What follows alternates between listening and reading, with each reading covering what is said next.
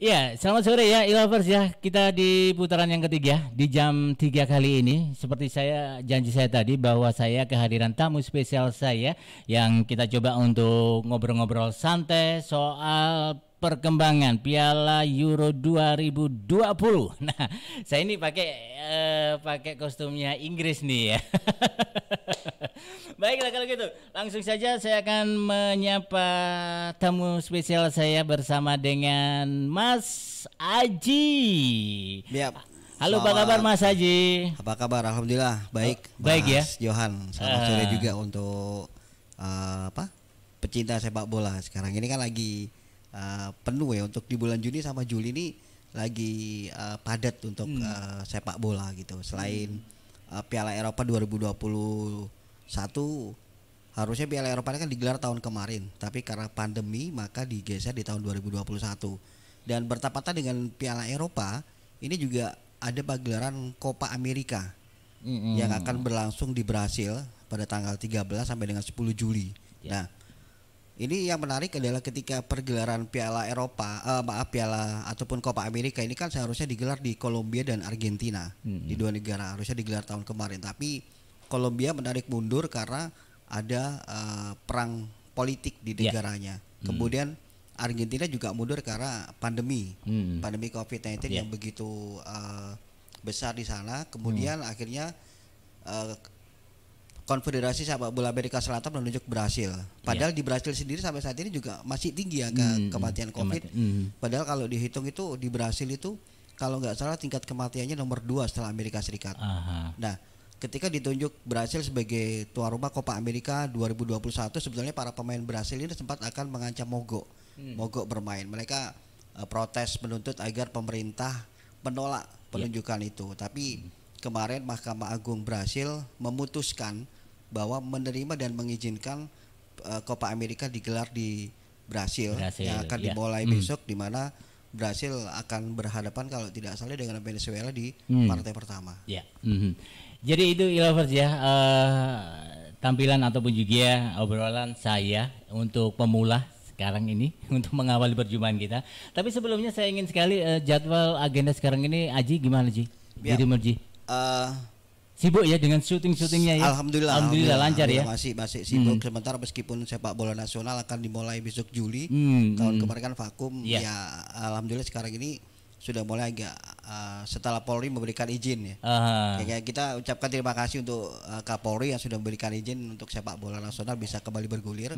Ini kan dari kemarin ketika Piala Menpora berhasil dan sukses sebagai acuan Polri untuk berikan izin. Jadi ya meskipun kemarin vakum, tetap kita aktif di sepak bola dengan berita-berita internasional maupun nasional. Sepak bola lagi off gitu ya. Betul. Aji juga off juga ya gitu ya. Juga sementara.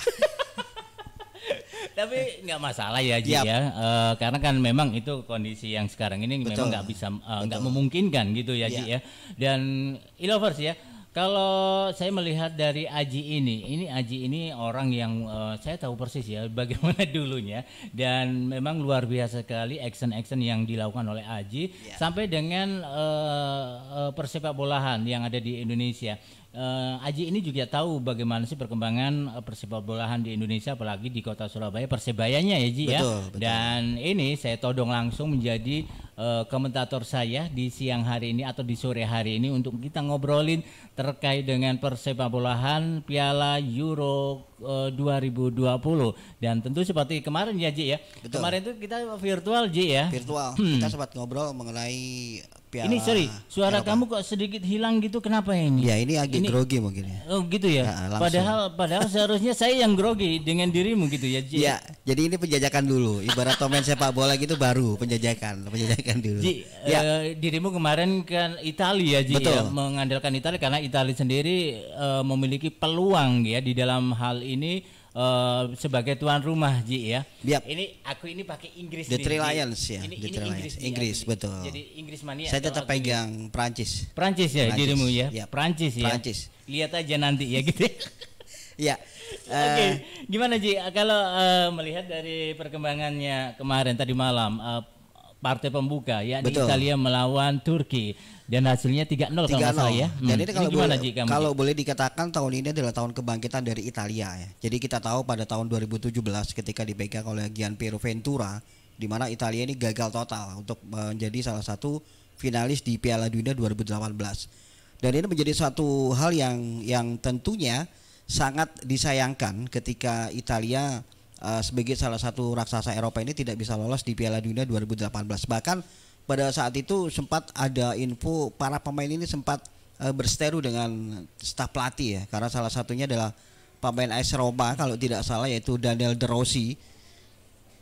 Daniel De Rossi ini sempat menolak ketika dimainkan. Pada saat itu mereka harus kalau tidak salah dengan Swedia pada saat itu di partai pertama mereka kalah dengan skor 0-1. Nah di partai kedua mereka ini akan harus bisa meraih poin gitu untuk bisa lolos ke Piala Dunia. Tapi pada saat itu ada perseteruan para pemain Italia di bench pemain dengan pelatih Ventura, karena pada saat itu mereka harus menyerang, tapi Ventura menginginkan Daniel De Rossi sebagai seorang gelandang untuk bermain. Dia menolak, bukan membantah atau menantang ataupun mengabaikan perintah dari pelatih, tapi minimal mereka menginginkan bahwa Italia saat ini butuh seorang penyerang, bukan butuh seorang gelandang gitu. Dan akhirnya sempat menjadi viral, bahkan saat ini juga pada saat itu akhirnya Gianpiero Ventura dipecat setelah tidak berhasil membawa Italia lolos ke Piala Dunia, dan akhirnya sekarang dipegang oleh Roberto Mancini. Dan ini luar biasa, ada perubahan. Roberto Mancini membawa Italia sempurna.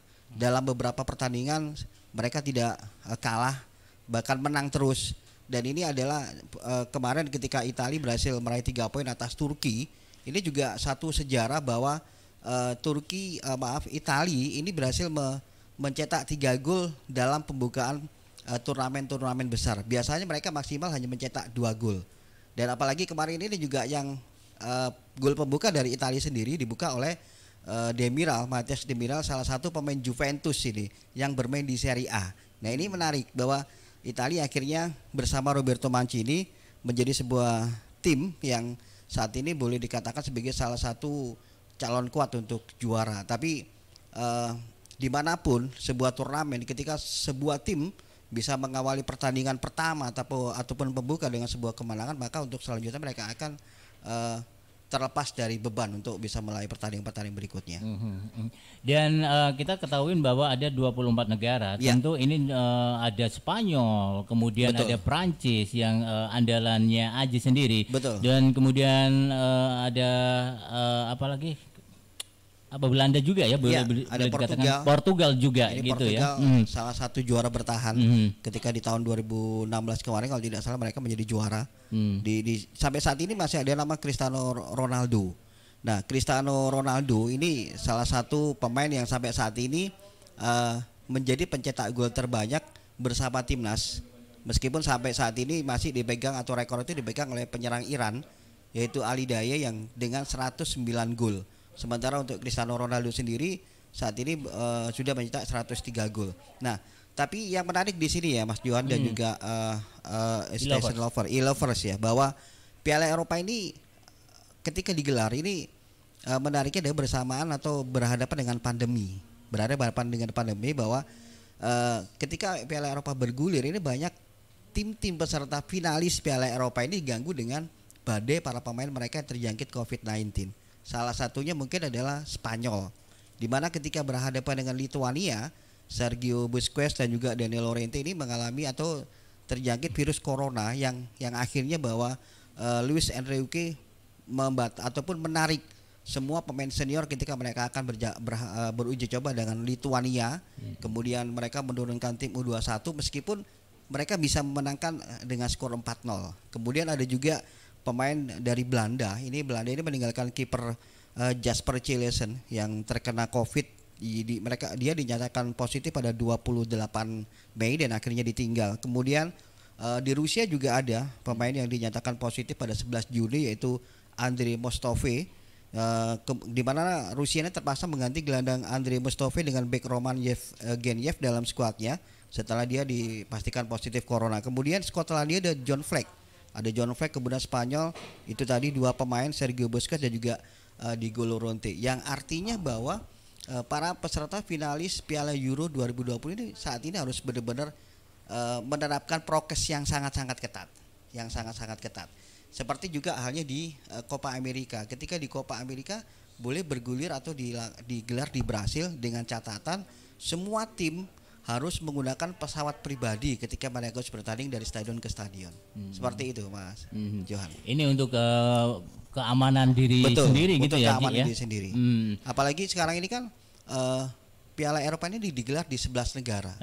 Yang artinya bukan seperti kemarin terpusat Portugal menjadi tuan rumah, harus bermain di satu negara. Sekarang ini bermain di 11 negara, yang artinya bahwa segala kemungkinan bisa saja terjadi. Bisa saja terjadi. Ya. Oke, E-Lovers, demam Euro 2020 ini sudah bergulir tadi malam.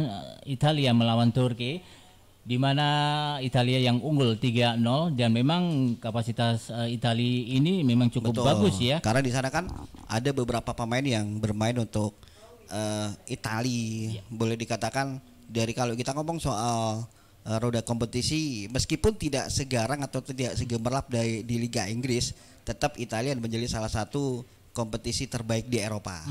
Ya. Jadi itu ya E-Lovers ya, gambaran-gambaran, dan saya juga ingin sekali menampilkan gambaran kalau Anda menyaksikan siaran Station Surabaya ini saya tampilkan demam Euro 2020 11 Juni sampai dengan 11 Juli ya. 12 Juli. Oke, dan ini fase grup Euro 2021 ini untuk di grup A ini ya, Ji ya. Ini ada Italia, Swiss, kemudian ada Turki, Wales ya. Kemudian di grup B ini ada Belgia, Rusia, Denmark, Finlandia. Kemudian di grup C-nya ini ada Ukraina, Belanda, Australia, kemudian apa nih? Makedonia, sorry. Dan kemudian ada grup D, ini ada Inggris, Kroasia, Ceko, Skotlandia. Kemudian di grup E ini ada Spanyol, Polandia, Swedia, dan Slovakia ya. Ini sampai semangatnya banget gitu ya, Ji ya. Kemudian di grup F ini ada Jerman, Prancis, Portugal, Hongaria. Memang dari beberapa grup yang ada, Ji, ini kalau Anda mengamati, ini seimbang ya, Ji ya. Betul. Tapi seperti biasa di setiap turnamen itu kan pasti ada grup neraka. Ada grup neraka. Boleh dikatakan bahwa kalau kita lihat di sini di grup neraka itu ada Portugal, kemudian ada juga Prancis, Jerman, dan Hungaria yang di grup F gitu. Jadi kalau kita melihat di grup F sendiri, Hungaria ini adalah salah satu mungkin boleh dikatakan negara yang paling sial, paling apes ya, karena mereka berada di grup F yang boleh dikatakan bersaing dengan negara-negara yang punya prestasi yang luar biasa di Eropa. Kita lihat Portugal sebagai juara bertahan di Piala Eropa 2016 kemarin, kemudian Prancis sebagai juara bertahan di Piala Dunia 2018, kemudian Jerman juga pernah menjadi juara Piala Dunia di 2014. Sementara Hungaria sendiri boleh dikatakan prestasi mereka di pentas sepak bola Eropa ini kalah jauh, kalah mentereng dibandingkan dengan negara-negara seperti Portugal, Prancis, dan Jerman. Jadi boleh dikatakan bahwa Hungaria berada di grup ini adalah di grup neraka. Tapi sesuai dengan obrolan kita kemarin, tetap saya menjagokan Prancis sebagai salah satu tim yang bisa lolos ke fase selanjutnya, dan mungkin Prancis bersama Jerman. Kenapa kalau Prancis sama Jerman ini dirimu kok begitu getol banget Prancis sama Jerman? Iya, karena di Prancis sendiri kita ada nama-nama seperti Kylian Mbappe yang cukup luar biasa bersama PSG, meskipun dia masih muda, tapi prestasinya, skill individunya cukup luar biasa. Bahkan kemarin ketika di Liga Champions, bagaimana kita lihat aksi individualnya ketika dia menyingkirkan Barcelona dengan 3 gol yang dicetak. Kemudian Karim Benzema juga. Ji, itu kan Jerman sama Prancis itu satu grup gitu ya? Satu grup. Bisa melaju ke semifinal atau final gitu? Ini tergantung karena nanti dari masing-masing babak penyisihan akan diambil 2. Akan diambil juara grup dan juga runner up ya. Bagaimana nanti mungkin akan sistem silang gitu. Bisa saja ini terjadi gitu, Ya kita lihat bagaimana perjalanan dari dua negara ini gitu. Jadi Jerman dan Prancis, Lovers ya. Jadi itu pegangan dari Aji, seorang komentator ya, seorang pengamat dari bola yang ada di kota Surabaya. Nah, Anda boleh juga ini berkomentar ya, Lovers. Saya masih tunggu di 081361861247. Kalaupun memang ada di antaranya Anda ingin berkomentar terkait dengan 24 negara yang kali ini bertanding di Euro 2020.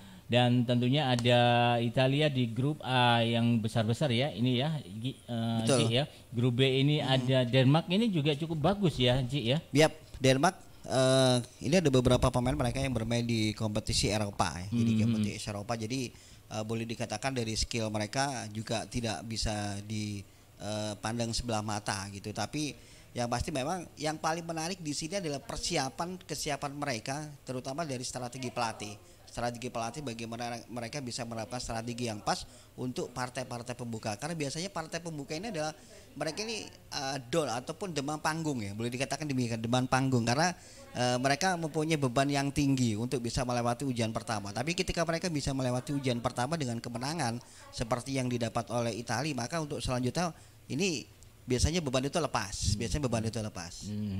Jadi itu ya, Lovers ya. Perkembangan untuk informasi antara Denmark dan juga yang nanti akan bertanding ya. Denmark melawan Swiss kalau nggak salah. Demikian ya. Jadi untuk malam nanti jam 23 ada Swiss ya. Swiss yang tentunya akan berhadapan dengan Wales. Jadi boleh dikatakan bahwa pertandingan ini akan berlangsung ketat karena The Dragon atau The Wales sendiri bermain dengan cukup beringas ya. Sementara di sana ada beberapa pemain yang yang kita kenal. Jadi ada nama Gareth Bale gitu, pemain yang saat ini juga kemarin dipinjamkan di Tottenham Hotspur. Kemudian untuk musim depan kabarnya dia akan dipakai oleh masih masuk dalam skema permainan yang diusung oleh pelatih baru Madrid, yaitu Carlo Ancelotti. Tapi dalam beberapa pertemuan head to head ini lebih banyak dimenangkan oleh Wales. Jadi ya ini menjadi sangat menarik karena beberapa pemain pasti akan berusaha untuk menampilkan terbaik. Apalagi pelatih dari Wales sendiri itu yang sebagai pelatih sementara setelah Konfederasi Sepak Bola ini mendepak seorang Ryan Giggs.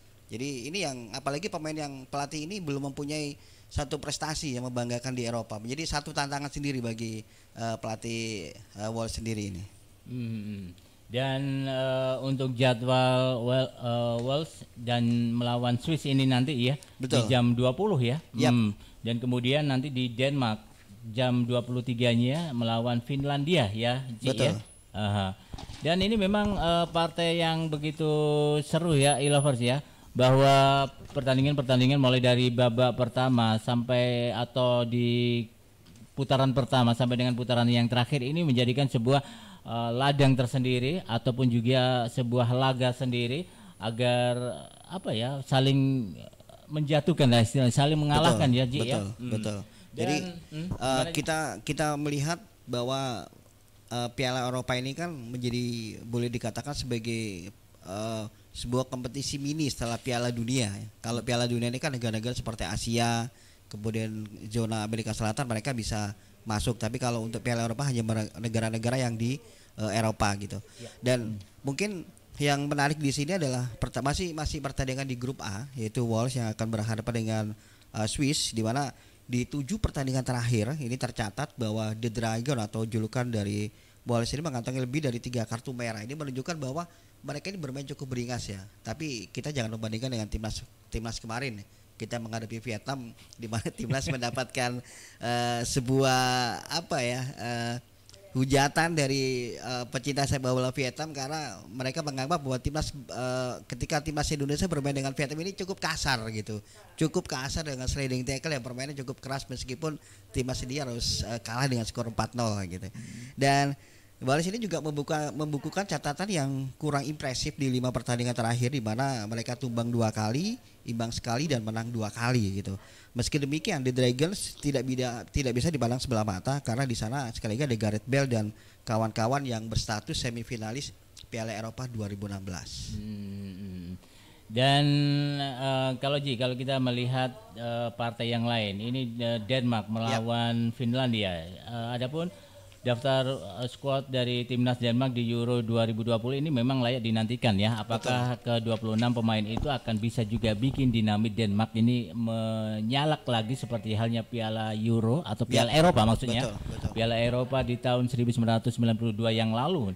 Memang dari informasi yang didapatkan ya di UEFA.com ini bahwa penyelenggaraan Euro 2020 kali ini mengizinkan tim pesertanya ini memasuki 26 nama pemain ke dalam skuadnya, dan hal itu pula yang dilakukan oleh Denmark Denmark ini, dan perubahan setelah itu akibat cedera atau juga hal yang lain akan juga diatur dalam beberapa poin selanjutnya ini ya Ji ya. Memang ini Denmark melawan Finlandia ya. Ini Denmark ini memang skuad yang begitu luar biasa sekali. Nah, kalau Anda mengamati sendiri antara Denmark dan Finlandia ini bagaimana ini? Ya, kalau kita ngomong soal skuad dari timnas Denmark ya, yang dibawa oleh pelatih Kasper Hultman ini, Kasper Hultman masih mengandalkan sejumlah pemain bintang yang berkarir di Liga Inggris. Kita lihat di sana ada penjaga gawang dari Leicester City, Kasper Schmeichel. Kemudian ada juga bek Andreas Christensen yang bermain untuk Chelsea, dan gelandang Pierre-Emil Højbjerg yang bermain untuk Tottenham Hotspur. Kemudian di sana atau Denmark juga ada gelandang Christian Eriksen yang bermain untuk Inter Milan. Kemudian Simon Kjær bermain untuk AC Milan, dan penyerang Andreas Cornelius yang bermain untuk AC Parma merupakan pilar timnas Denmark yang tentunya mereka berkarir di ajang Liga Italia. Dan keikutsertaan Denmark dalam Piala Eropa 2020 merupakan kali 9 bagi Denmark bersaing di ajang kejuaraan sepak bola negara.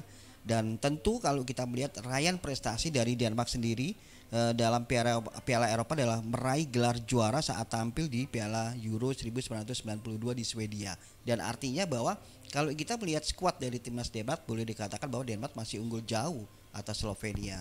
Karena yaitu tadi kita melihat pengalaman para pemain yang diusung di timnas Denmark untuk di Piala Eropa adalah mereka sudah berpengalaman di liga boleh dikatakan tergemerlap di dunia saat ini, itu Liga Inggris.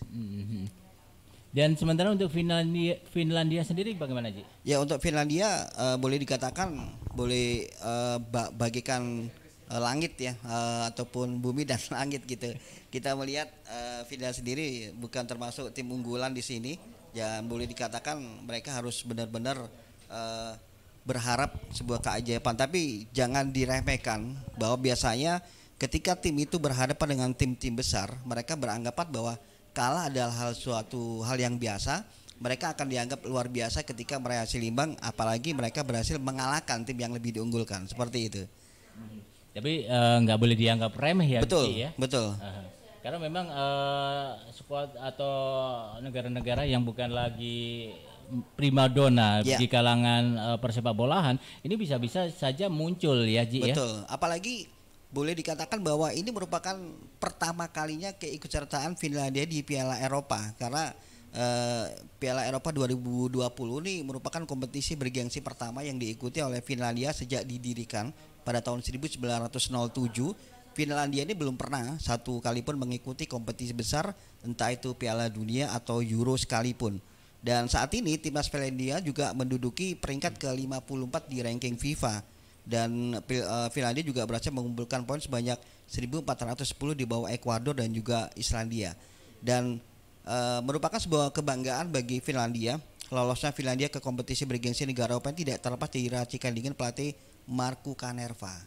Yang artinya bahwa Markku Kanerva ini berhasil menyatukan semua kekuatan terbaik Finlandia ini yang harus diwaspadai oleh tim-tim besar seperti Denmark. Mereka tidak boleh memandang sebelah mata Finlandia. Apalagi di saat pertandingan akan muncul suatu motivasi besar dan juga kekompakan gitu. Karena biasanya kalau sebuah klub atau timnas dihuni oleh pemain-pemain yang mempunyai skill individu luar biasa, ego mereka ini masih belum bisa dihilangkan, masih belum bisa dilepaskan. Beda dengan pemain-pemain yang mereka kemampuannya mungkin secara merata bergabung dalam satu timnas, mereka akan membentuk satu kekuatan yang sangat-sangat berbahaya dan bisa menjadi kuda hitam. Ini yang harus diwaspadai juga.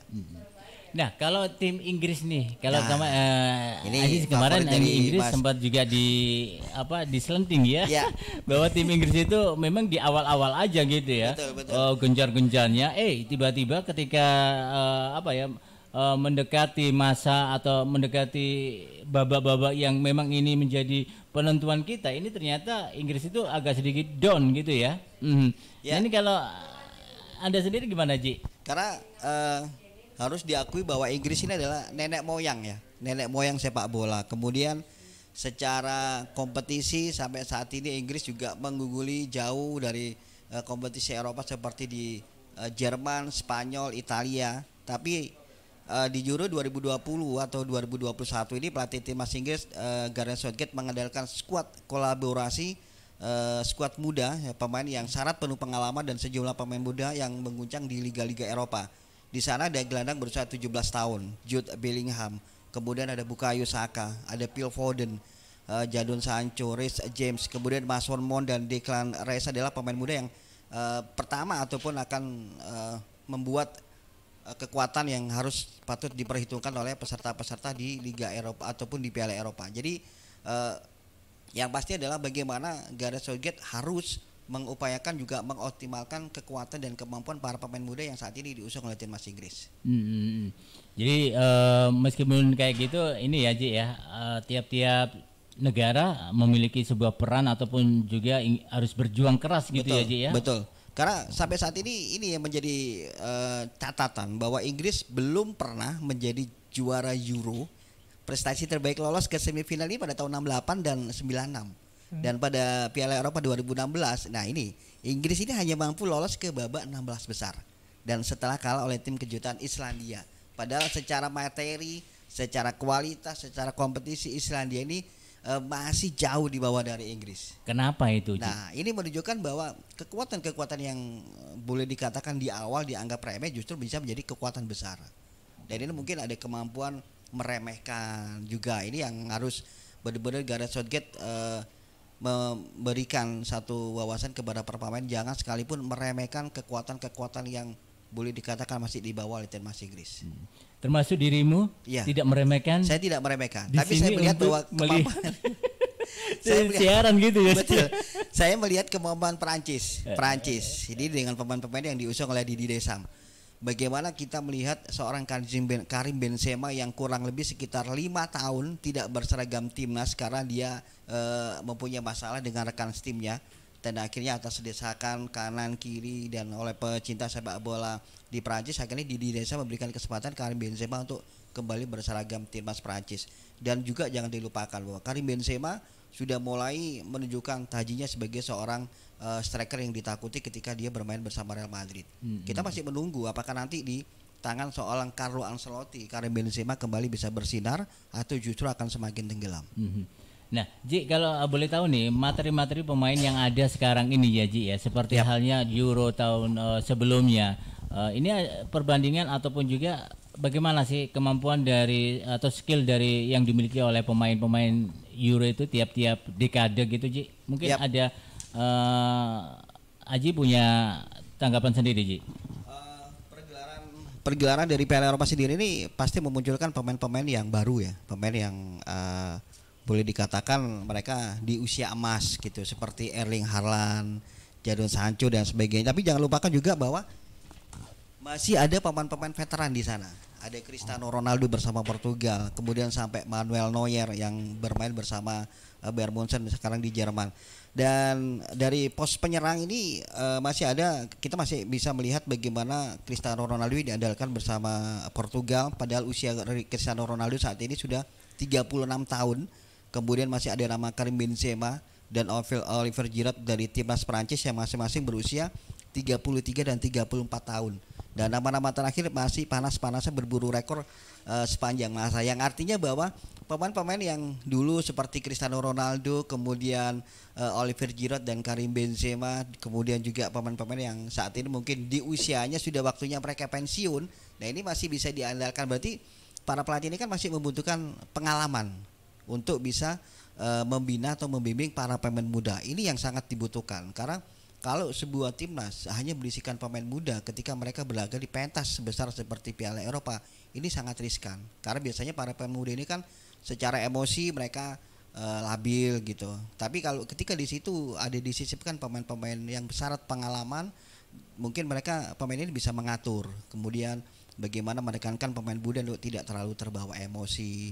Dan karena kalau terbawa emosi biasanya ini strategi pelatih atau permainan akan buyar gitu, akan buyar. Mereka pasti akan emosi terus seperti itu.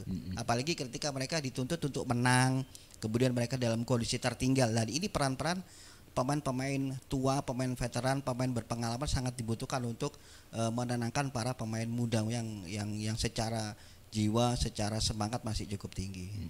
Jadi dibutuhkan regenerasi ya. Betul. Meskipun ada regenerasi harus ada pendampingan dari para seniornya, begitu ya Ji ya. Ya, dan mungkin kita kemarin di obrolan pertama kita masih ingat bagaimana ini menjadi sejarah ketika Luis Enrique, pelatih dari timnas Spanyol, tidak menyertakan satupun pemain dari Real Madrid.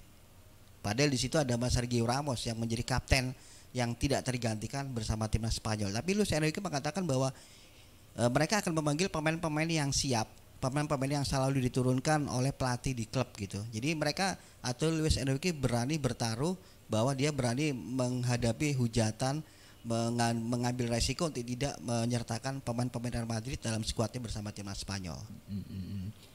Oke, e-lovers, banyak hal ya yang kita ungkap di saat ini bersama dengan Aji, salah satu pengamat bola yang ada di kota Surabaya, yang tentu menjadikan sebuah obrolan santai kita di sore hari ini. Dan tentunya laga-laga di Piala Euro 2020 ini masih juga bergulir sampai hampir 1 bulanan ya Ji ya. Betul, 1 bulan. Jadi itu menantikan bahwa ya otomatis ini para istri di rumah harus ada budget tambahan ya, budget tambahan ketika para suami harus nonton begadang sampai malam, apalagi di babak penyisian ini biasanya kan pertandingan cukup padat ya. Satu hari ada 2 sampai 3 pertandingan gitu. Jadi ya otomatis ya harus siap-siap lah dengan budget tambahan gitu. Iya.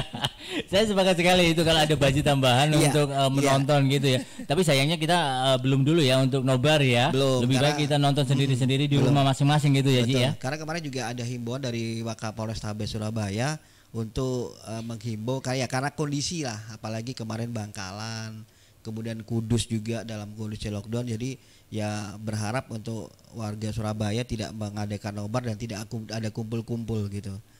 Yang enak itu kita nonton di rumah sendiri-sendiri. Cuman masalahnya kalau nonton sendiri di rumah ini nggak ada serunya ya.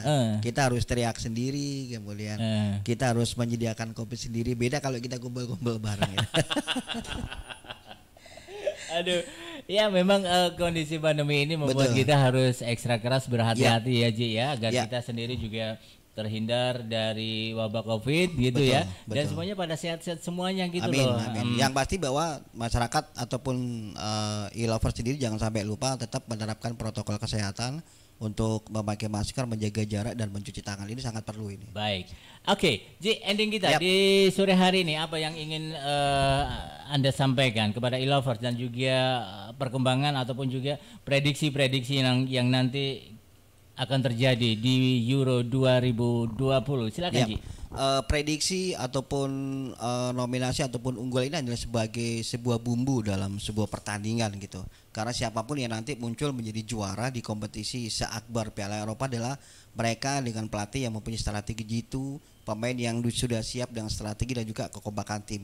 Dan juga mudah-mudahan juga dengan gelaran Piala Eropa ini bisa menjadikan kita mengerti betul bahwa ternyata perkembangan dunia sepak bola di dunia ini, di Eropa ini sangat pesat gitu. Dan ini terutama untuk para pemain timnas kita gitu. Para pemain timnas kita ketika kita melihat permainan timnas, kita masih melihat bagaimana mereka atau para pemain timnas ini masih boleh dikatakan dasarnya sepak bola ini masih terlihat gitu. Salah passing, kemudian salah kontrol, koordinasi antara pemain ini masih belum jalan. Kemudian karena dia sebagai seorang pemain sepak bola tidak hanya mengandalkan skill, tidak hanya mengandalkan fisik, tapi juga IQ, kecerdasan.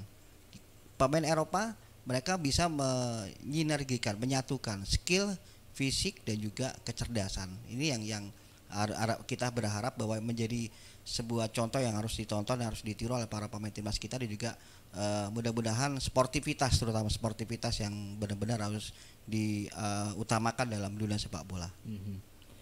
Dan yang pastinya di Euro ini pasti akan terjadi sebuah keseruan ya, Ji. Betul, sebuah keseruan yang harus kita tonton. Siapapun calon juara yang E-Lovers unggulkan, ya mudah-mudahan bisa menjadi terwujud. Tapi yang pasti bahwa saya tetap pegang Perancis.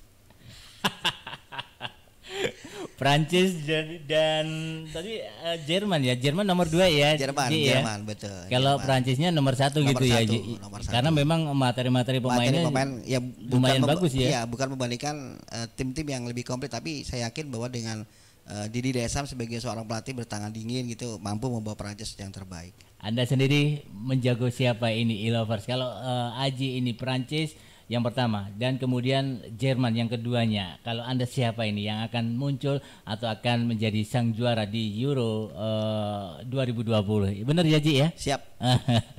Oke. Aji, terima kasih Ji ya. Terima kasih udah banyak. Ngobrol santai di sore hari ini bareng bersama kita di Station Surabaya. Dan semoga apa yang menjadi obrolan kita ini bisa memberikan semangat ya buat kita semuanya. Betul. Agar tetap terus menjaga kesehatan kita dengan cara berolahraga. Mungkin kalau berolahraga sepak bola langsung turun di lapangan nggak mungkin ya? Nggak mungkin. Ya, karena harus kondisi fisik juga, usia juga. Kemudian bisa aja nonton itu sebagai menambah imun kita ya, Ji ya. Betul. Ya mudah-mudahan sekali lagi kita terhibur lah dengan adanya sepak bola Eropa 2020 di tengah pandemi yang seperti sekarang. Sedikit kita melupakan kesedihan gitu ya dengan Piala Eropa. Oke.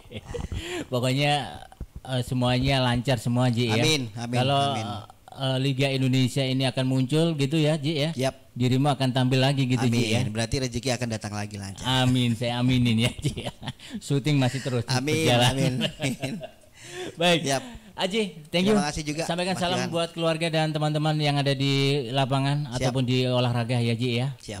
E-Station Surabaya selalu memberikan yang terbaik untuk teman-teman olahraga. Gitu ya, Ji ya. Terima kasih. Semoga kita ada waktu untuk lagi berbincang dan ngobrol di Piala Eropa di dunia olahraga yang lain. Baik. Salam olahraga, Ji. Salam olahraga. Ya, E-Lovers, itu tadi obrolan saya bersama Aji, pengamat atau boleh saya katakan sebagai komentator sepak bola ya untuk wilayah Kota Surabaya, dan banyak sekali obrolan-obrolan yang kita cermatin bersama di Piala Euro 2020, dan 24 negara ini akan tampil, dan siapakah yang Anda dukung atau negara mana yang Anda dukung dalam Euro 2020. Saksikan terus ya, semoga menjadi hiburan buat Anda. Dan E-Lovers, sampai di sini dulu obrolan kita atau perjumpaan kita di kesempatan kali ini. Selepas ini ada Sutra yang akan mendampingi Anda dan juga menemani Anda di perjumpaan di E-Station Surabaya. Saya Yohan Sasamudra, salam olahraga, selamat sore.